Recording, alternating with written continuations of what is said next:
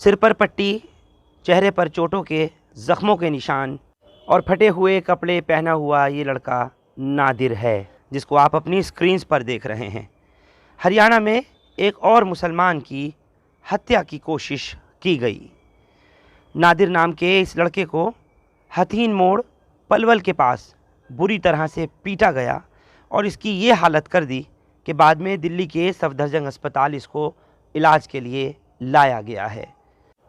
जुनैद और नासिर के अभी 12 दिन भी पूरे से नहीं गुजरे मारे हुए, उनका कत्ल किए हुए, कि इन गुंडों की, इन बदमाशों की, बजरंग दल के उन कार्यकर्ताओं की जो ख़ुद को गौरक्षक कहते हैं और जिन्होंने गुंडागर्दी के नाम पर, जिन्होंने कत्ल गारत के नाम पर बाकायदा सर्टिफिकेट ले रखा है, जिन्होंने गौरक्षा के नाम पर एक अज़्म उठा रखा है कि मुसलमानों को मारा जाए, उनको पीटा जाए, हत्ता कि उनका कत्ल करके जला दिया जाए, ऐसे दरिंदों के ख़िलाफ़, ऐसे भेड़ियों की तरह से हमला करने वालों के ख़िलाफ़ अब तक कोई ठोस कार्रवाई नहीं हो पा रही है। यहाँ तक कि राजस्थान सरकार ने जिस तरह मोनू मानेसर और उसके एक और साथी को FIR से, यानी नामज़द जिसको किया जाना था, उसको बाहर किया है, उसको जुनैद और नासिर के कत्ल के अंदर कसूरवार नहीं माना है। अब ये मामला नादिर पर आ गया, यानी जुनैद और नासिर के बाद अब नादिर का नंबर था। पलवल में घृणा यानी नफ़रत का जो ये अपराध है, ये एक मामला नहीं, दूसरा तीसरा मामला नहीं, बल्कि अब दर्जनों मामले हो गए हैं। और गौरक्षक के समर्थन में जो महापंचायत हुई उसके बाद से ये और सब बढ़ने लगा है। यही हुआ। बहरहाल इस वक्त में नादिर सफदरजंग अस्पताल में ज़ेर इलाज है। वहीं दूसरी तरफ हम देख रहे हैं राष्ट्रपति भवन, पार्लियामेंट हाउस, प्रधानमंत्री आवास से कुछ ही कदमों की दूरी पर दिल्ली के जंतर मंतर से एक आवाज़ आयशा के स्टूडेंट्स ने उठाई है बजरंग दल को पूरी तरह से बैन करने के लिए। उन गुंडों को और गौरक्षा के नाम पर कत्ल करने वाले, इंसान को मारने वाले, बेरहमी से ब्रूटल कत्ल की वारदातों को अंजाम देने वाले इन सो कॉल्ड गौरक्षकों के ख़िलाफ़ आवाज़ उठाई दी और बाकायदा प्रदर्शन किया गया।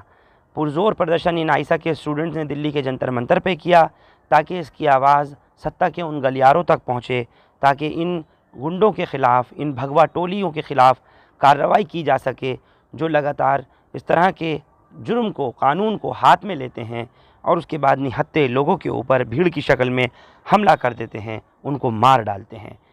बहरहाल अब ये देखना होगा कि अब कानून के अंदर कुछ ऐसी गुंजाइश बाकी बची है या नहीं कि इस तरह की जो तंजीमें हैं, इस तरह की जो ऑर्गेनाइजेशंस हैं, चाहे उसके अंदर बजरंग दल हो या गौरक्षा दल हो या और दूसरे सेनाएं हों, इनके ख़िलाफ़ कार्रवाई की जाती है या नहीं, ये देखने वाली बात होगी। देखिए जंतर मंतर की कुछ वो तस्वीरें जिसके लिए ज़ोरदार प्रदर्शन नासिर और जुनैद को इंसाफ दिलाने के लिए आयशा की तरफ से किया गया था।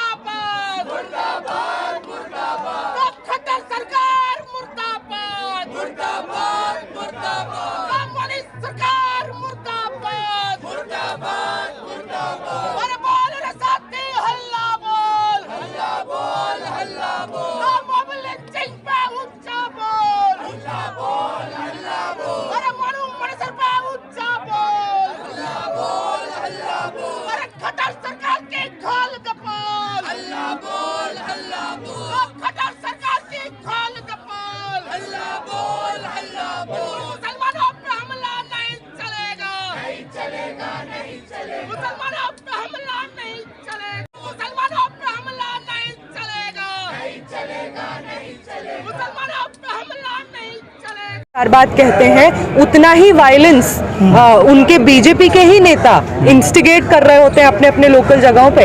हम क्या नहीं समझते हैं कि जितना वो महिला एम्पावरमेंट का बात करते हैं, उतना ही बिल्किस बानो जैसी महिलाएं जो सालों साल अपना ज़िंदगी गुजार देती हैं जस्टिस की तलाश में, उनके आरोपियों को छोड़ने में उतना दम लगा देती हैं। वो तो सच्चाई तो सब लोग समझते हैं, चाहे वो कितना ही सुंदर शब्द में उसको रैप करके भेजे। कौन सी सरकार है जो देश की हालात बदल सकती है?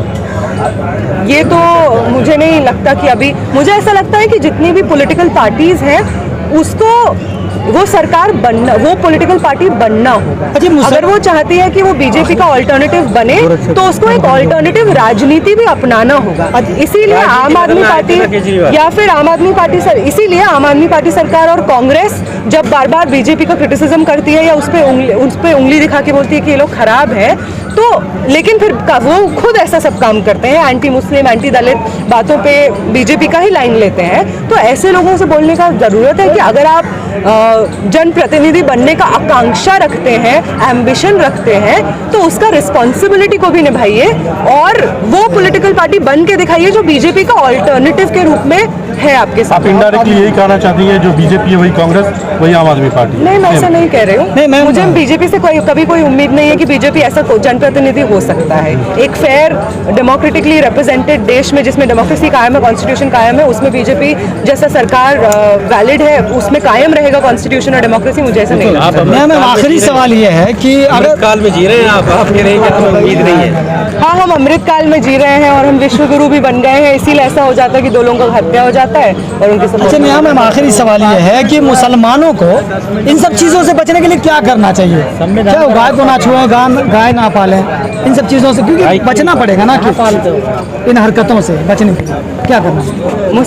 मुसलमानों को मुझे तो लगता है कि सिर्फ मुसलमानों को बचने की जरूरत नहीं है, हिंदुओं को भी बचने की जरूरत है, क्योंकि जिस तरह का इंसान उनको आज बनाया जा रहा है, परिवार में रोजी रोटी आ पा रही है, तीन समय का रोटी आ पा रहा है या नहीं आ पा रहा है, या परिवार में जो बच्चे हैं उनको शिक्षा मिल पा रहा है या नहीं मिल पा रहा है, उनके बारे में सोचने ही नहीं रहे। मतलब सोचने के लिए कोई नहीं बोल रहे हैं उनको ये बोला जा रहा है कि दंगाई बनो, मर्डर करो, 4-5 रेप करो किसी का, ये उनको बना दिया जा रहा है। तो बचने का जरूरत हिंदुओं को भी है। जितना मार्जिनलाइज कम्युनिटीज के ऊपर तो डायरेक्ट अटैक है, लेकिन हिंदुओं को भी समझने का जरूरत है कि उनको लगता है कि उनके हित में कोई राज्य बन जाएगा, तो ऐसा नहीं है। अगर उनके हित में राज बनना होता तो आज हमारे पास उनको तो कम से कम नौकरी दे दिए होते। उनको तो कोई नौकरी नहीं मिल रहा है दंगाई और रेपिस्ट बनने के अलावा।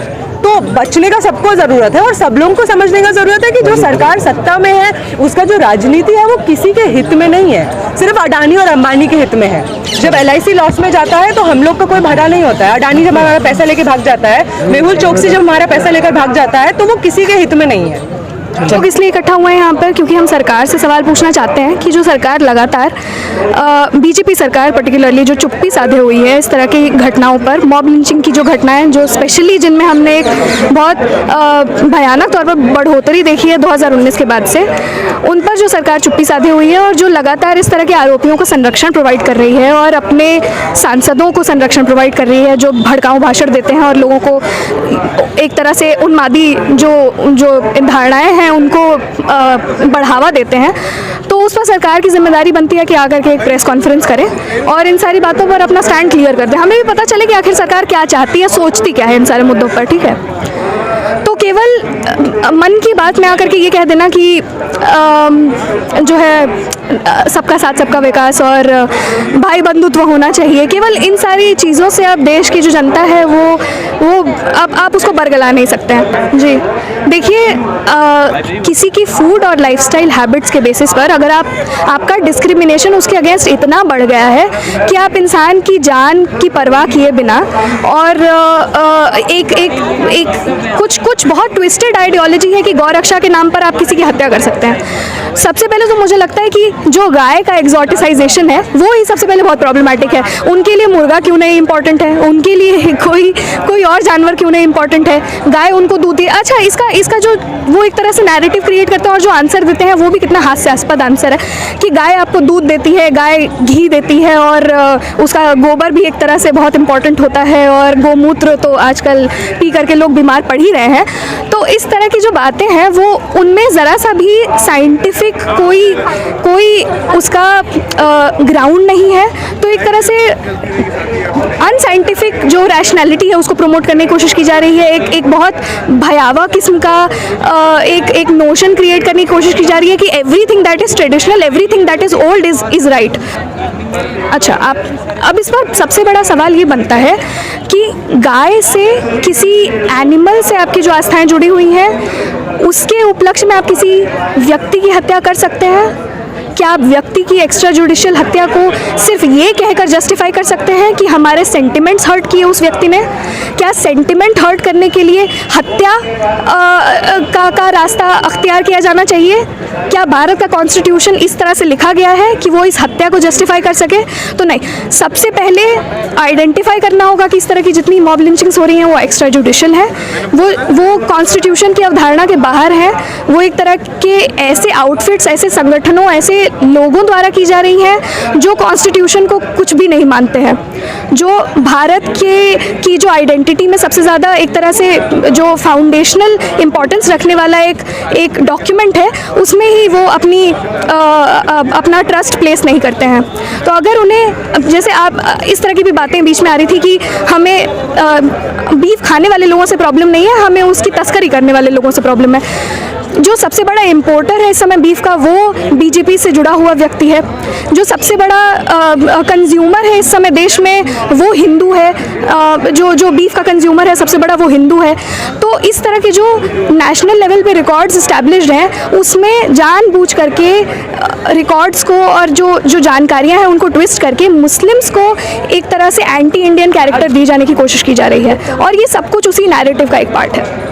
देखिए, ये गौ रक्षा का जो मुद्दा है वो हम देख सकते हैं कि पिछले 8 सालों में ही इतना ज़्यादा भड़का है, और इसी को लेकर पिछले 8 सालों में जो हुए हैं, लाइक मर्डर्स हुए हैं, और लाइक उसके लिए किसी को भी अकाउंटेबल नहीं माना जाता है। तो ये एक तरह से एक जो पार्टी है उसका पार्टी पॉलिटिक्स है कि कैसे जो मेजॉरिटी में जो है एक कम्युनिटी, उसको ज़्यादा पावर दे देना उसके हाथ में, और उसको ज़्यादा बड़ा दिखाना इंस्टेड ऑफ सबको एक फॉर्म पे देखना। बिल्कुल खुलेआम गुंडागर्दी कर रहे हैं। और ये गौ रक्षा है क्या? मतलब गौ रक्षा जो है सिर्फ एक एनिमल पे इतना ज़्यादा बड़ा रक्षा कर दिया है कि जिसमें अगर आप मर्डर भी कर रहे हैं किसी का तो वो भी जायज़ है according to the ruling party. वो उसे प्रोटेक्शन दे रहा है, जो लाइक इसके जिन्होंने ये क्राइम किया है उनके साथ जो है उनके फेवर में रैलीज निकाल रहा है, उनको लाइक इतना ज़्यादा प्रोटेक्शन दे रहा है, उनके फेवर में है। तो लाइक ऐसा क्यों हो रहा है? कार्रवाई जो किसी एक मर्डरर पे होती है, किसी एक लॉ ब्रेकर पर होती है, उसी तरह से इन पर भी कार्रवाई की जाए बिना किसी लाइक डिस्क्रिमिनेशन के या बिना किसी स्टैंड के। इनको एक ऐसे ही नॉर्मल सिटीजन की तरह ट्रीट किया जाए, ना कि किसी हीरो की तरह जो कि लाइक कर रहा है।